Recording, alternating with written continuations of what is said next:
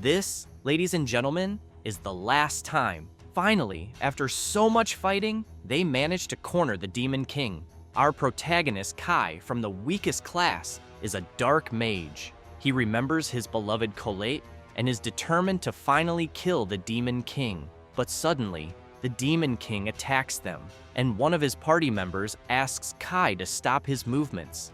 The protagonist then uses a skill called Bloodbind, and immediately the ability starts to take effect. The protagonist orders the binds to imprison the Demon King. The binds rush forward and seize him, preventing him from moving. Kai then yells for Aries to finish the blow. Aries smiles and advances, brandishing his sword. Out of nowhere, he plunges his sword into Kai, his older brother, making him vomit blood. With the strike, he manages to pierce both his brother and the Demon King. Kai, stunned, asks why his brother did that. The protagonist falls to the ground, nearly lifeless, while his brother lets out a malicious laugh and shouts that he managed to kill the Demon King, and, with that, has become the true hero. Kai turns with great difficulty and asks again why his brother did that.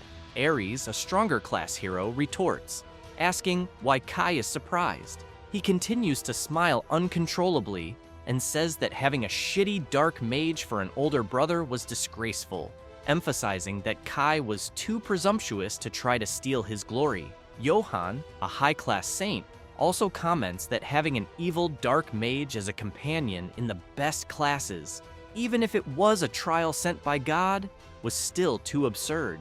Kai, fallen and unable to do anything, asks what they're talking about and emphasizes that he always used his dark magic to help them. The redhead, hearing this, laughs uncontrollably. Her name is Elsa, an arcane swordswoman of ultra-rare class. She points out that Kai was really damn presumptuous and that his class is horrendous. Kai, disappointed, thinks he worked hard for the past 5 years to get there, and now he was just one step away. He begins to remember the past. When they turned 15, everyone receives a special ability from God called a class. That day, Kai received the Dark Mage class, a class specialized in dark magic, hated for having more affinity with demons than with humans, being the weakest among all dark attribute classes. It is known by everyone as a failed class. Elsa, stepping on the protagonist's head, says that despite everything, they would still treat trash with that class as human, but his share would decrease if he came back alive, so it would be better for him to die already. Aries holds the sword, still stuck in his brother, and cruelly twists it, saying that with that, sweet Colette will be his.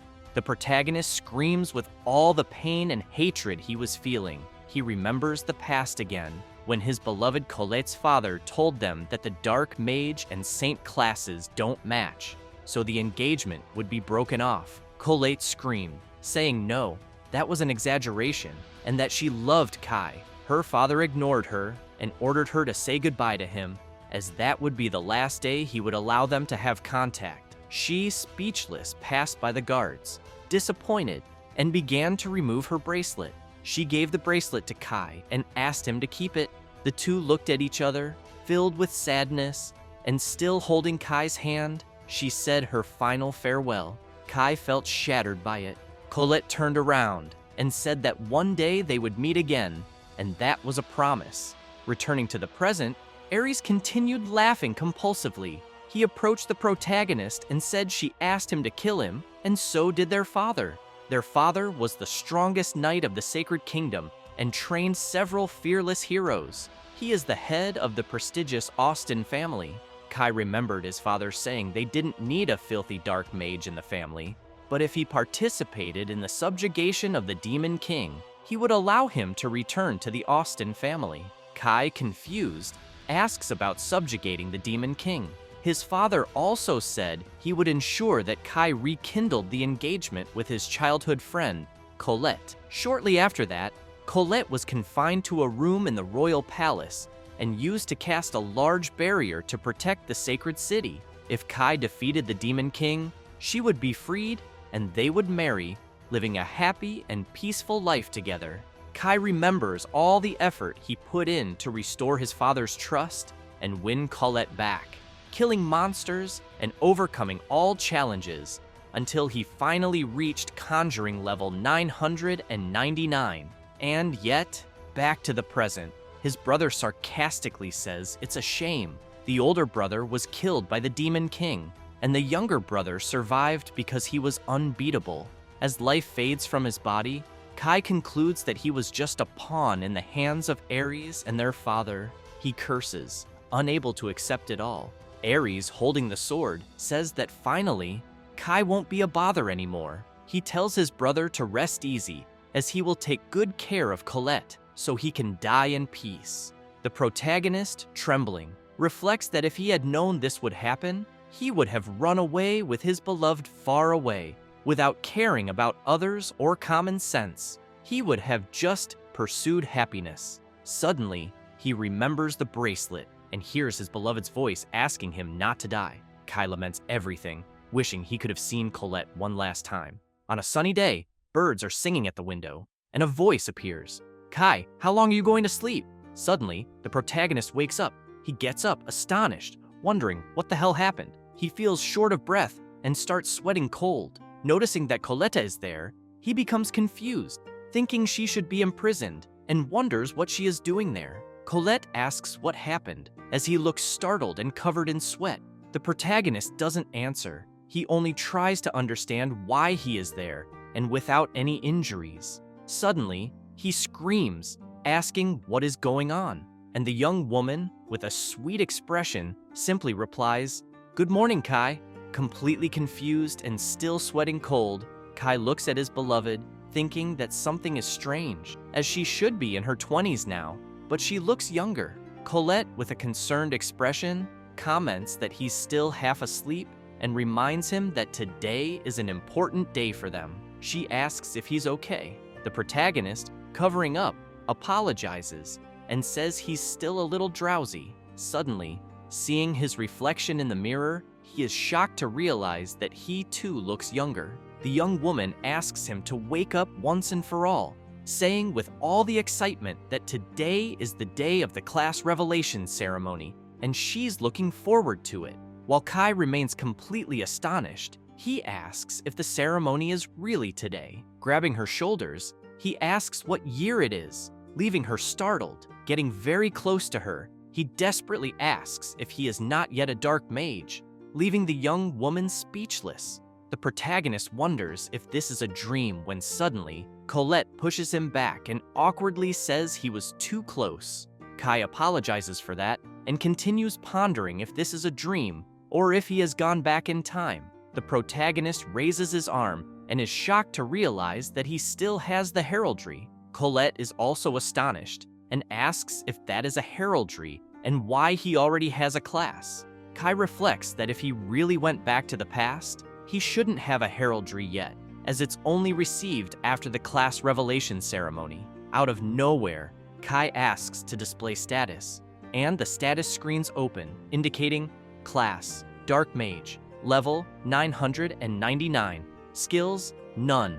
Kai concludes that his status remained the same as before his death. Suddenly, he notices the message, status locked, second entry. He is left speechless by that. The protagonist thinks that crazy things have been happening one after the other, and that there is only one thing he understands so far. At this very moment, he is in the past. He wonders if this is some kind of magic, but quickly changes his mind, as it's beyond any existing type of magic, and no one could do something like this, not even the Demon King. However, he remembers hearing Colette's voice before losing consciousness. Suddenly, Colette calls him back to reality, asking if he's okay since he seemed lost in thought. She asks again about the heraldry. Suddenly, the bracelet starts to slip off the bed, falling to the floor with a noise. Colette notices and quickly picks it up, saying she thought she had lost it, but it was there the whole time. Kai remembers the bracelet and Colette's words when she gave him the jewel. "I promise we will meet again." Suddenly, Kai gets up, thinking that he finally understands.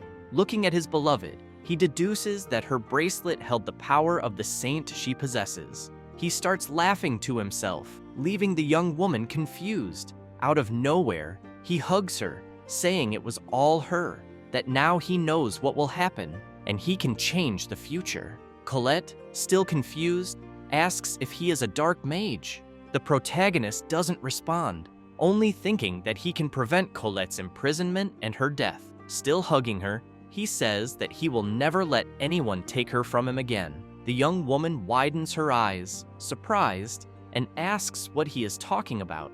Kai realizes that she doesn't know anything and apologizes, trying to avoid explaining what's happening. Colette, slightly upset, says it's not that she didn't like it, but he hugged her so suddenly that it startled her. After all, they are engaged, so even if he wants that, Kai, embarrassed, quickly interrupts her. The young woman says it's okay. Kai, disappointed, comments that the engagement will be complicated when his family finds out he's a dark mage. Colette just listens, and he continues saying that people say dark mages are like demons. He remembers his father saying they didn't need a filthy dark mage in their house. The young woman, with a serene expression, says she doesn't see a difference between a dark mage and other classes, and emphasizes that he is still himself, after all. The protagonist, relieved, thinks that after everything, she remains the same person as always. He believes she didn't even change her attitude when she found out he was a dark mage, even with everyone hating him. Still, she extended her hand to him, and for that reason, he can't trust any other human, only his beloved. The protagonist begins to approach her, telling her not to be scared by what he's going to say. Colette, concerned, asks what happened. Kai shows his hand, explaining that he came back 5 years from the future, and now, the man before her is a level 999 dark mage. In shock, she replies, questioning him about being from the future and about that absurd level. He turns and says he will show her proof. The protagonist begins to use magic on his finger, which soon envelops the whole room, and he proclaims for the archdemon to rise from the depths. Suddenly, a giant demon appears with a terrifying roar. Colette almost faints upon seeing it and asks how that's possible. The demon continues with a frightening aura, making a horrible noise.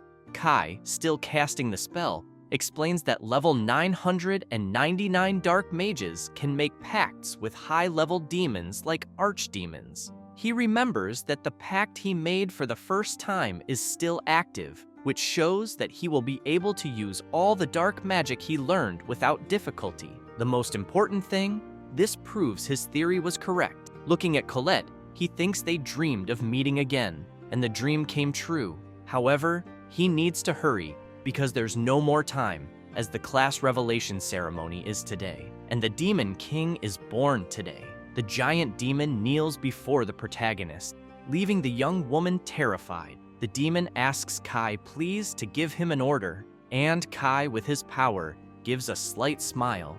The protagonist, with magic at his fingertips, turns around and apologizes for scaring Colette, explaining that it was proof that he really is a level 999 dark mage. With a smile, she replies that yes, she believes him, and that she never doubted him, since he's not one to lie, but she admits that it scared her. Suddenly, Kai calls her, and taking her hands, he says that he's heard that not even 10 holy knights could defeat an archdemon. He also mentions that dark mages can't learn skills, but in return, they can master all types of magic and use many powerful spells. Colette finds it all incredible. The protagonist loses some of his excitement, and remembering his beloved in prison, he says she needs to listen carefully to what he has to say. She looks at him attentively. Kai explains that today she will receive the class of Saint, and Aries will receive the class of Hero. Excited, she says that another hero will be born in the Austin family, but the protagonist quickly interrupts, saying that this is a bad thing because if Aries becomes a hero, suddenly someone appears at the door. It's Aries himself, asking if his brother called him. The protagonist looks suspiciously at him, and both are shocked. Aries, curious, asks where the archdemon is. Kai and Colette are nervous about the situation, and as Aries approaches, the protagonist quietly asks if the archdemon has already left. He looks at the ground and notices that it's gone, while Colette remains tense.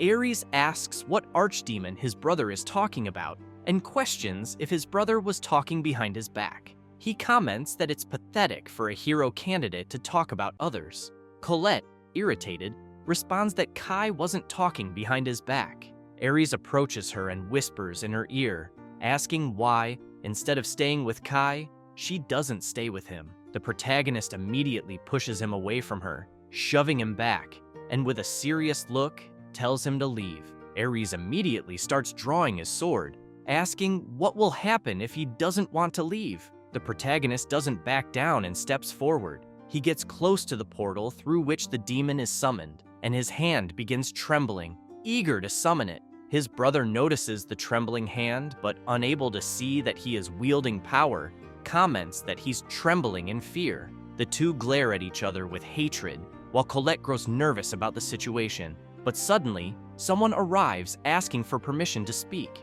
It's a servant, informing Aries that the Duke is calling him. Aries quickly turns around and, sheathing his sword, says he's on his way. The protagonist feels relieved, and Colette remains scared.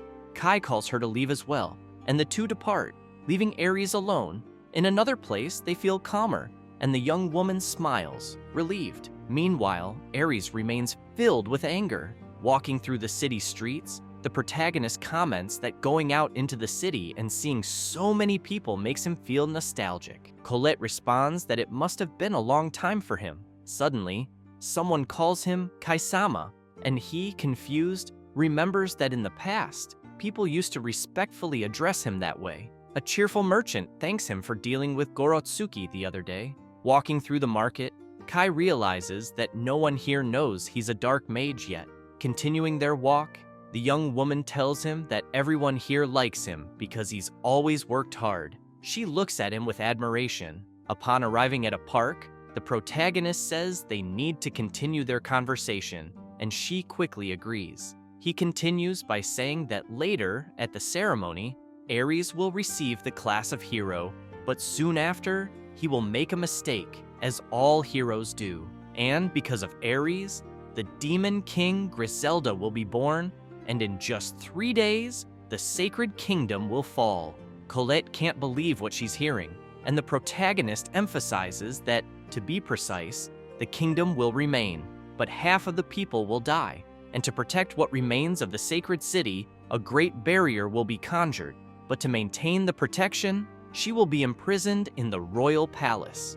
And on top of all that, he will receive the class of Dark Mage, which will lead to his exile from the Austen family, resulting in their separation. Colette, desperate, says she doesn't want that, emphasizing that she wants to stay with him forever. The protagonist is astonished to hear that, and with a smile on his face, asks if she accepts to go with him, saying they will live together. Colette turns red as a beet, and with a trembling voice, asks if that was a marriage proposal. She runs to hug him, saying she is very happy and that they will be together forever. While embracing her, the protagonist thinks that in his first life, he was very foolish, as he should have done this from the start. With a regretful look, he realizes that he should have given her that hug a long time ago. Sometime later, Colette is already mounted on a horse, and the protagonist asks her to hide in the village of Lacus for a while, as the chaos of the war won't reach there. She must arrive at the village within 3 days. Worried, she asks if he won't go with her. The protagonist bites his lips and says he needs to stop his brother Aries and prevent the birth of the Demon King. Colette says she understands because that's what is expected of her fiancé, always doing his best to protect others. She then departs, waving her hand and saying she'll be waiting for him. Kai, smiling, says he will resolve everything there and soon meet her, and closing his eyes, he says it's a promise. But he thinks that, in truth, his fiancé is wrong because he isn't doing it for the good of everyone, but for his own good. He will save Griselda from his brother Aries before she becomes the Demon King, and start a relationship with the demons, as their help will be essential to face his future pursuers. After all, he discovered that, in reality, the battle wasn't against the Demon King. He remembers Griselda, the Demon King, furious after finally finding the enemy of her friend Sasha, while the confused hero didn't even know what he had done, leaving Griselda even more enraged. The protagonist reflects that no one would have imagined that the bringer of peace, the hero, would cause the destruction of humanity, and If he manages to save Sasha, Griselda's friend, maybe he can prevent her from becoming the Demon King. With frightening and fully concentrated power, Kai says that now his rebellion against fate will begin. Sometime later, descending a dark staircase, Aries holds a whip in his hand, saying this is the last time he will ask. With her hands chained, a woman spits blood, which was already spreading across the floor. It was Griselda, completely wounded by Aries, who commands her, kill Kai. That's all, folks. If you enjoy the video, subscribe and hit the bell. Thanks.